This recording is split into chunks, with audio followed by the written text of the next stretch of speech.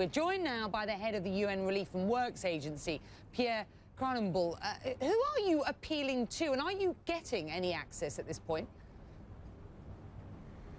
Well, I was last week in Damascus myself to make a series of proposals for expanded humanitarian access.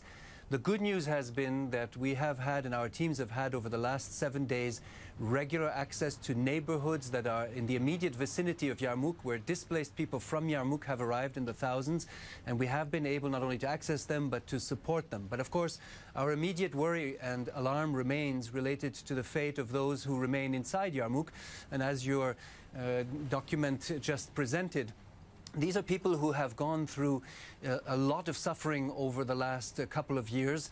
It has been the result of siege, it has been the result of a presence of armed groups inside and the suffering that that generated. And you're dealing here with a community that is extremely weakened already and now has to deal with this new tragedy. That is why we have called for immediate political action by the international community. Yeah, and we're talking about a camp here that's been established for a very long time. I want to remind our viewers of what exactly we mean when we talk about Yarmouk. It was once home to the largest Palestinian refugee community in Syria, about 8 kilometers from Damascus city centre. The camp, roughly 2 square kilometers inside, with 4 hospitals and a number of schools. Some 160,000 refugees once lived there. I'm talking 2 decades now. About 18,000 remain, and the UN has been allowed little access to the camp to distribute aid. Many refugees there die of malnutrition, many women die in childbirth, and disease is rampant. There are so many people displaced, so much suffering in this conflict. Why has Yarmouk become such a focal point for observers and for fighters?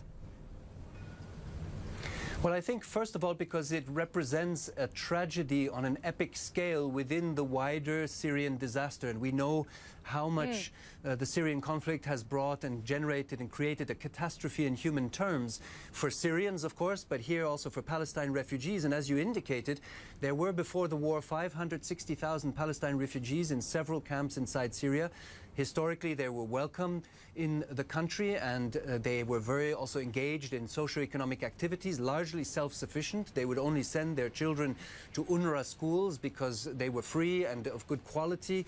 And so you have now a community that is 95% fully dependent on emergency humanitarian aid provided by the agency I lead and other agencies that are involved in supporting us.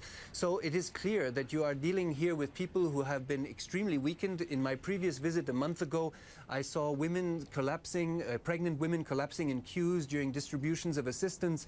One really has to take the measure of what this represents and the lack of prospects and hope for this community in the conflict in Syria. And of course, iconic pictures that came out a year ago of thousands of people coming out of the bombed homes and apartment buildings for the distributions, I think, are in everybody's mind and remind us that at the end of the day, conflicts are about human beings and the suffering inflicted on them. You said at the beginning of this interview that you've been in Damascus trying to effort some sort of access to Yarmouk for the UN. Who are you talking to? Because at this point, it's Syrian military bombing what they believe, or they will say they believe, are ISIS and al-Nusra fighters, who are, of course, are opponents to the al-Assad regime. Are you getting anywhere with Damascus at this point? Because nobody else is. No, it's very clear that this is the practice. When you have an armed conflict, and I've worked in armed conflicts for 25 years, you go and sit down with the key stakeholders, the actors. And of course, so I sat down with the deputy foreign minister in Damascus, put to him a number of proposals, and we reviewed those for continued access to Yarmouk itself. Very difficult right now because of the conflict dynamics, but we will continue to work on that because we're not an agency that gives up, and certainly not an agency that abandons people. people in such difficult circumstances, and also to request improved access to the areas in the neighborhoods that people have now fled to. This is something the government did agree to and has been supportive of, and so we have had access, and this is something to note. Of course, my experience also that this has to, of course, be expanded further and continued, which is something we will insist on, because you know, there is a link between this situation and your previous report on migration. I have met many people who have now the only prospect is to get on the boats and cross the Mediterranean, and believe it or not, there are people who have drowned in the Mediterranean who had survived the tragedy in Yarmouk, and this is almost beyond belief.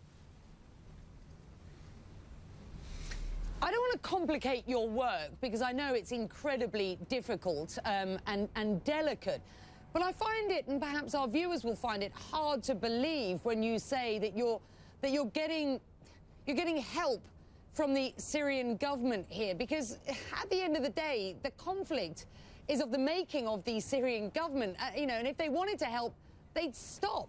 They'd stop what they were doing, and they would allow these people to live a decent life again. So at the heart of the Syrian conflict is the Assad government. So I'm slightly confused, and perhaps our viewers will be, as to just who you talk to when you sort of pick up the phone to Damascus, as it were. I mean, how close are you to the Assad government when you are efforting access to such a desperate situation as this, and you say that you're getting the help that you need to a certain extent?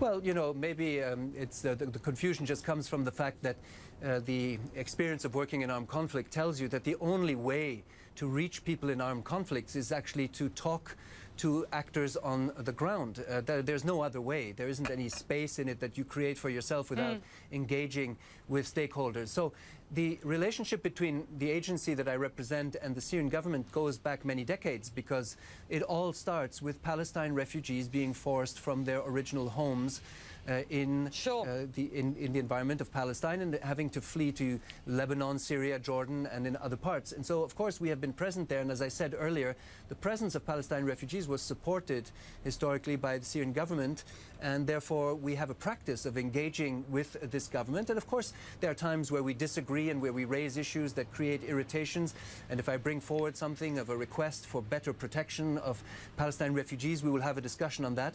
But I have no problem saying that if a discussion and dialogue we had with the government leads, as it has in the last week, to improved access, that's a factual observation. If that were to change in coming days, I would come back to you and tell you that I regret that it has changed, and I wouldn't have any problem in saying that either. But right now, there has been progress on that. It is limited progress. It is not enough, but clearly we want to build on that.